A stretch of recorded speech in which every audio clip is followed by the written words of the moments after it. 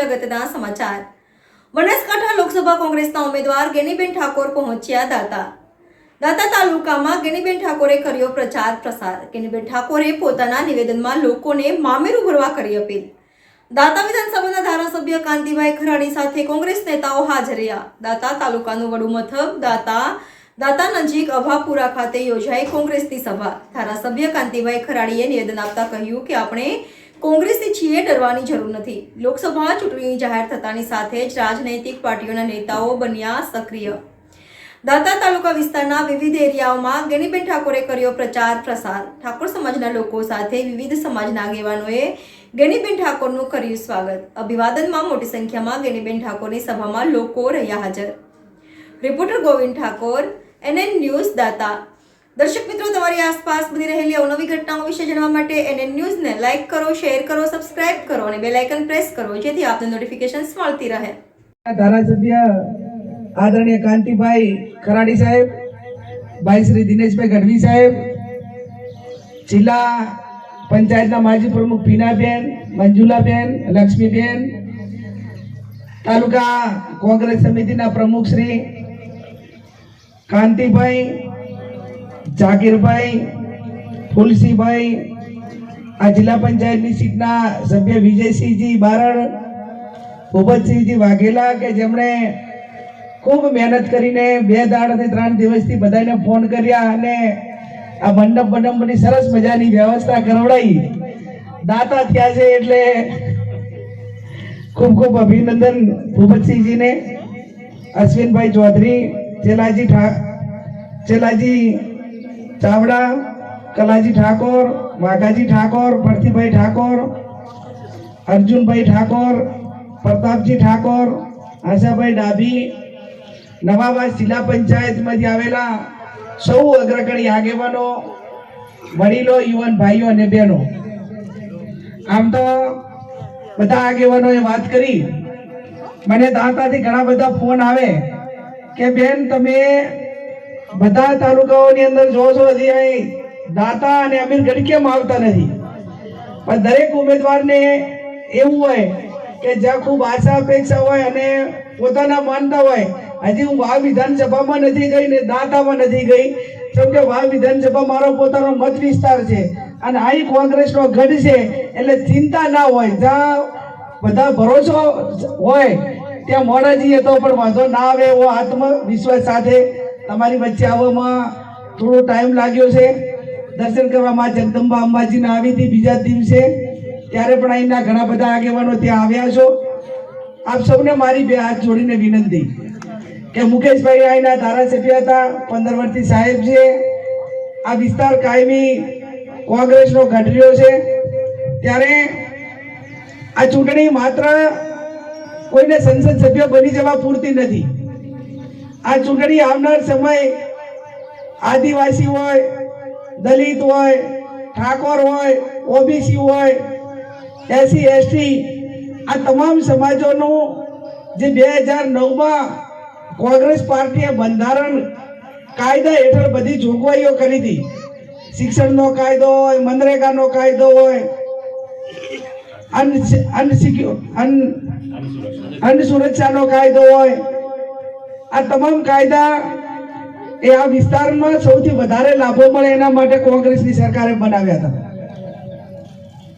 આદિવાસીઓની જમીનો પોતાનો જે કબજો હોય એના નામે રેગ્યુલર થાય, આ અનેક મુદ્દાઓ સાથે આપણા આગેવાનો, આપણા ધારાસભ્યો કાયમી સરકાર સામે લડ્યા છે, પણ એનું અમલીકરણ થતું નથી।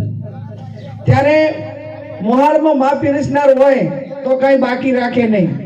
આ કોઈ ધારાસભ્યથી કે રાજ્ય સરકાર આપણી ના હોય તો એ થઈ શકે નહીં, પણ કેન્દ્ર સરકાર આપણી હોય તો રાજ્ય સરકારને ફરજ પાડે કે ભાઈ આ મારા કેન્દ્રના કાયદા છે ને તમારે એનો ફરજિયાત અમલ કરવો પડશે। ત્યારે આપ સૌ ખૂબ મોટી સંખ્યામાં હાજર છો, તમને બધાને વિનંતી છે, હમણાં ઠાકોર સમાજના આગેવાનોએ સન્માન કર્યું, પણ એમને પણ વિનંતી કરું છું કે વર્ષો સુધી અમે અનેક સમાજોને, મુકેશભાઈને વોટ આપ્યા, ગઢવી સાહેબને આપ્યા, ચાવડા સાહેબને આપ્યા, બધા જે આગેવાનો ચૂંટણી લડ્યા એને તમામને વોટ આપ્યા છે, તો આ પહેલી વખત તમારે હવે આપ્યા, તો હવે આ પહેલી વખત લેવા દેવાનો મોકો 75 વર્ષે પહેલી વખત મળ્યો છે, અને 75 વર્ષે પહેલી વખત મોકો મળ્યો છે ત્યારે પાણીથી પાતળા રહી અને નર્મ ભાવે વિનંતી કરજો કે અમે તમારા સુખ દુઃખના કાયમી સહકારમાં રહ્યા છીએ, જ્યાં જરૂર પડી અહીંયા પણ અમે ભેગા રહ્યા છીએ. તમે અમને મદદ કરો. આવનાર સમયમાં તમે અમને વેત નમશો તો હાથ નમવાની જવાબદારી એ ઠાકોર સમાજની ને એના સર્વ અમારા બધા કોંગ્રેસના આગેવાનોની છે. ત્યારે આપ સૌ 15મી તારીખે ફોર્મ ભરાવા આવજો, કેમ કે ત્યાં ભાભર હોય, થરાદ હોય અને છેવાડાના ગામો હોય ને 100 કિલોમીટર થાય, અને તમે 30 કિલોમીટરમાં છો, એટલે 30 કિલોમીટરમાં સૌથી વધારે જવાબદારી તમારી દાતા પાલનપુરા વિસ્તારની છે. ત્યારે આમ તો હમણાં વિજયસિંહ કહેતા હતા કે આ વિસ્તારમાં કાંતિભાઈના સોગન પણ કોઈ ખોટા ખાતું નથી, એટલે કેટલી લોકપ્રિયતા હવે તમને ખબર પડી. હવે મારે તમારી પાસે કાંઈ કામ હોય તો કાંતિભાઈને સોગન જ ખવડાવવાના રહ્યા. અને તમે એવા ધારાસભ્યોને ચૂંટીને મૂક્યા છે. હું તો બનાસકાંઠાની કોંગ્રેસ અને બનાસકાંઠાના મતદારોને જેટલા અભિનંદન આપો એટલા ઓછા છે કે આખું રાજ્ય પૈસા વાળા વેચાઈ ગયા. ભલે અમે તમારી પાસે 5,000 માંગતા હોય, અમે કાંતિભાઈ કે ચૂંટણીમાં ચા પાણીની વ્યવસ્થા તમે કરી દો, મંડપની તમે કરી દો, પણ અમે તમારા મતનો વેપાર નથી કર્યો. અમે તમને લાચન લાગે ને એવું એક પણ કામ નથી કર્યું. ત્યારે અમારી સાથે તમે જે અમારા ઉપર ભરોસો મૂક્યો એની ઈમાનદારી અમારી સાથે છે, અને ઈમાનદારી સાથે હોય ત્યારે લોકો ગેરંટી માંગતા હોય કે ભાઈ તમને વોટ શા માટે આપવા એમ. ઘણી વખત તો 2-3 ઠેકાણે તો મેં સાંભળ્યું મારાથી બેનો સાહેબ ના ખમાણો કે તમને કોંગ્રેસ વાળાને વોટ આલીને શું કરે, તમે વેચી દેવાના. એટલે પણ જે વેચાણે ને કે અમે તો હાથ હારે મરી ગયા, અમને છે મળાવે એમ. લક્ષ્મીબેન, આવી જ્યારે માનસિકતા આમ લોકોના મગજમાં એ પ્રકારનો જ્યારે એક આમ વિચાર ઘર કરી ગયો હોય ત્યારે ક્યાંક ને ક્યાંક ઈમાનદારી સાથે કોંગ્રેસના આગેવાનોને કાર્યકરોને મજબૂત મેસેજ આપવો પડશે કે વેચાવા વાળા પૈસા વાળા વેચાય છે, ગરીબ એક પણ વેચાતો નથી. આ નથી વેચાતા એટલા માટે કરીને તમારા દુઃખ અને સુખ એ ગરીબમાંથી આવ્યું હોય ને ખબર પડે કે આમને શેની જરૂર છે. પૈસા વાળાને તો એમને અહીંયા ઈડી CBI સરકાર દબાવે ને કેસ ના થાય એટલી જ ચિંતા હોય, પણ અમને તમારા શિક્ષણની ચિંતા હોય, રોજગારીની ચિંતા હોય, ભાઈચારાની ભાવના હાચવી રહે એની ચિંતા હોય, કોઈ પોલીસ કે ગમે ડિપાર્ટમેન્ટ હેરાન કરતો હોય તો તમારી વચ્ચે આવીને ઉભા રહીને તમારા સુખ દુઃખના ભાગીદાર બનીએ એની ચિંતા હોય. પેલા તો એના વ્યક્તિગત માટેની ચિંતા હોય. અને આ જે સર્વે નોમી આદમી દરેક સમાજના આગેવાનો પોતે ઉમેદવાર છીએ એ રીતે બહાર નીકળવું પડશે. અને ગેનીબેન ઠાકોર ઉમેદવાર છે એ આ માતાઓ અને બહેનોને પણ વિનંતી કરું છું કે આપે પોતે ઉમેદવાર છીએ તે બહાર નીકળવું પડશે. આ વખતે ખભોથી ખભો મિલાઈને કોંગ્રેસમાં વોટ કરાવવું પડશે. સાથે સાથે વિનંતી એ પણ કરું છું કે 2 દિવસ પહેલા ક્યાંક મીટિંગનું લોકેશન આપ્યું હતું, પણ ક્યાંક ને ક્યાંક ભાજપવાળા આપણને ડરાવતા હોય. હું છાતી ઠોકીને કહું છું કે ભાજપવાળા ડરવાની કોઈ જરૂર નથી.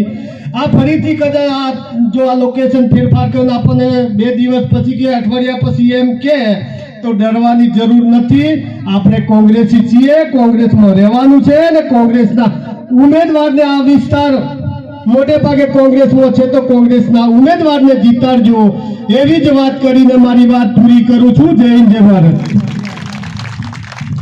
સૌના વતી વિનંતી કરીને 2 શબ્દ હું બોલવા માટે ઊભો થયો છું. ત્યારે ટાઈમ એટલા માટે થોડોક અઘરો હતો, ક્યોક ને ક્યોક આપણા વિસ્તારમાં ગઈકાલે 2 દીકરીઓ ડેથ થયેલી છે. એ વિસ્તારમાંથી આપણે બેઠા છે એના કરતા બમણા લોકો તેઓ રાહ જોઈને બેઠા છે. એક જ વાત છે, તમે જલ્દી આવો એ જ સંદેશો લઈને બેઠા છે. ત્યારે અહીં આજનો યુગ મીડિયાને ઘણો બધો વોટ્સઅપ ચાલતો હોય ત્યારે મેં આપણા વચ્ચે ફૂલહાર પણ હાથમાં લીધા છે. અહીંયાથી કદાચ કોઈ ફોટો પાડીને આગળ મોકલી દે એટલે કે અહીંયા તો જલસા કરે છે, આપણે દુખિયા છીએ. એના લીધે તાત્કાલિક ત્યાંથી ત્યાં પકવાનું. બીજું મારે પણ એક ઘેર મોત પડેલું છે, 18 વર્ષની દીકરી અત્યારે પણ ખાટલામાં ડેટ છે, પણ તો છતાં મને અહીંયા આવવું પડ્યું. એવી ઘડીએ હું વધારે ભાષણ તો નહીં કરું, પણ એટલું જરૂર કહી શકું છું. ગેનીબેન આપણા ઉમેદવાર છે, આપણા વચ્ચે આવ્યા છે ત્યારે આ વિસ્તારની અંદર ઠેઠ વાવથી મળીને અંબાજી દોતા સુધી એક જ સંદેશો પોકાય કે આ વખતે સૌથી વધારેમાં વધારે વોટ કોંગ્રેસને અપાવીએ અને આપણા ઉમેદવારને જીતાડીએ. એવા સંજોગો વચ્ચે બનાસકાંઠા જિલ્લાનો એટલો બધો વિસ્તાર મોટો છે એટલે ઉમેદવાર ઠેર ઠેર કદાચ ના પહોંચી શકે, પણ આ વિસ્તારના ધારાસભ્ય તરીકે હમણાં વિજયસિંહે મારા વખાણ તો કર્યા, પણ વખાણ કેવો છે હું વખાણું એટલો તો યોગ્ય નથી, પણ એટલું તો જરૂર કહી શકું છું. આ 10થી ત્રીજી વખતે ધારાસભ્ય તરીકે હું અહીંયા પ્રતિનિધિ કરું છું, પણ એટલું જરૂર કહી શકું છું કોઈના નજરે નહીં ચડ્યો ને નજરે ચડ્યો છું તો ક્યાંક ને ક્યાંક બધી જ સમાજોને સાથે લઈને ચાલ્યો અને સમાધાન બેજ ઉપર ગયો હશું. એ કદાચ મારો મુખ્ય હેતુ હશે. શંકરજી, આ વિસ્તારની અંદર દિનેશભાઈએ જો કીધું હોય, પણ અમને તમારા શિક્ષણની ચિંતા હોય, રોજગારીની ચિંતા હોય, ભાઈચારાની ભાવના સાચવી રહે એની ચિંતા હોય, કોઈ પોલીસ કે ગમે ડિપાર્ટમેન્ટ હેરાન કરતો હોય તો તમારી વચ્ચે આવીને ઉભા રહીને તમારા સુખ દુઃખના ભાગીદાર બનીએ એની ચિંતા હોય. પેલા તો એના વ્યક્તિગત માટેની ચિંતા હોય, અને આ જે સ્ટેજ બેઠું છે એ બધું તમારી ચિંતા કરવા વાળું છે. ત્યારે તમારી ચિંતા કરવા વાળું છે ત્યારે આપ સૌ 15મી તારીખે ફોર્મ ભરવા આવજો. આમ તો જાહેર જીવનને તો 28 વર્ષ થઈ ગયા, અને એક વખત મુકેશભાઈના પ્રચારમાં, કડવી સાહેબના પ્રચારમાં, મધુસૂદન મિસ્ત્રી સાહેબના પ્રચારમાં, નિશાબેનના ચૂંટણી પ્રચારમાં, બધાના જ પ્રચારમાં હું આ વિસ્તારની અંદર આવેલી છું. પણ મારા પોતાનો વોટ માંગવાનો પહેલી વખત 28 વર્ષમાં પહેલી વખત આટલા સુધી પહોંચવાનો વારો આવ્યો છે. અને 28 વર્ષમાં પહેલી વખત આવી છું ત્યારે બધા આમ રાજી કરીને બેલશો ને, મામેરું બરોબર નું ભરશો એમ ને દિનેશભાઈ? ઘણા ધડા મામેરું ભરે એમ લાગે, ઘણા ધડા મામેરું ભરશો ને બધાય? જોરદાર.